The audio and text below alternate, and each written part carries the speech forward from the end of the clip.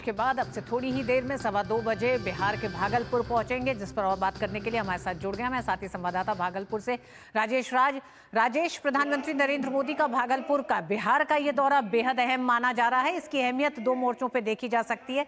एक तरफ देश का करीब 9 करोड़ 80 लाख किसान बेहद खुश है प्रधानमंत्री के भागलपुर पहुंचने से, तो वहीं दूसरी तरफ बिहार की राजनीतिक पार्टियों में एक अजीब खलबली दिखाई दे रही है।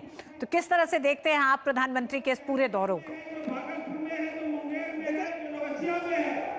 देखिए, निश्चित तौर पर ऋतु, जिस तरीके से प्रधानमंत्री नरेंद्र मोदी ने जो किसान सम्मान निधि का जो छठा किस्त है वो जारी करने के लिए उन्होंने बिहार को चुना है, उससे निश्चित तौर पर जो विपक्षी खेमा है उसमें खलबली मची हुई है कि प्रधानमंत्री आखिर बिहार में आकर के छठी किस्त को जारी कर रहे हैं। और कहीं ना कहीं हम कह सकते हैं कि जिस तरीके से यहाँ पर किसानों में उत्साह का संचार हुआ है, चाहे वो जर्दालू आम के किसान हो, कतरनी धान के किसान हो, मधु बनाने वाले किसान हो, मगही पान बनाने वाले किसान हो, पान मछली मखाना बनाने वाले जो किसान हैं, इसकी जो एक परिकल्पना रही है, उस परिकल्पना को आगे बढ़ाने में प्रधानमंत्री की यह रैली मील की पत्थर साबित होगी। और निश्चित तौर पर प्रधानमंत्री जब यहाँ पहुँचेंगे तो किसान उनका जोरदार स्वागत करेंगे।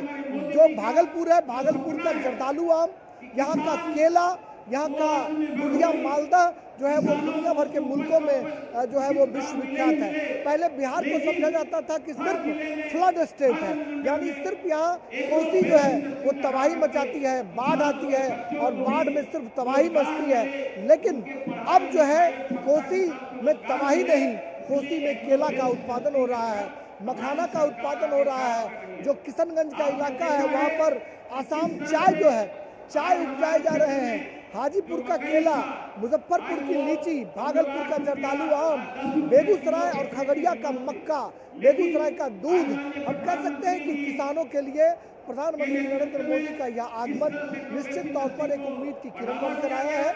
और वो किसान जो पहले बिचौलियों के शिकार हो जाया करते थे, उनके लिए यह जो पीएम सम्मान निधि का जो पैसा है वो वरदान साबित हो रहा है। बहुत सारे किसानों से हमारी बात हुई, किसानों ने साफ तौर पर यह कहा ऋतु कि पहले पैसे के अभाव में हम न बुआई कर पाते थे न कटाई कर पाते थे।